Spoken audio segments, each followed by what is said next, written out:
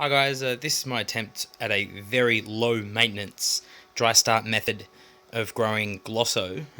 So to get right in, I'm running Delua LEDs, which are fairly cheap in terms of the sort of LEDs that are on the market. I think they're about $200 each. They're on for 8 hours a day. I'm running Amazonia 2. And here I have a very old Otto 1200 power head. And this is just like a tub that I used for brewing beer. So I fill this up. Underneath the cabinet is a digital timer, that skinny one there, not the fat analog one. That I set for 1 minute to turn on for 1 minute. When that activates the pump, the water comes up.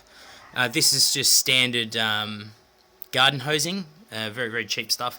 And I've just, as you can see, I've got 1, 2, and 3 little misters here. They're very fine misting. I unfortunately don't have enough pressure that it will fully mist, but it does sort of spurt out a little bit, enough to cover these areas. This thing here is just a probe for a very cheap humidifier. It normally sits at around 40 or maybe 50 or so. It's just gone off, so it's a little bit higher now. And I do absolutely nothing. I fill that up every 3 weeks. The lights turn on with the cheap timer. The digital one activates the water.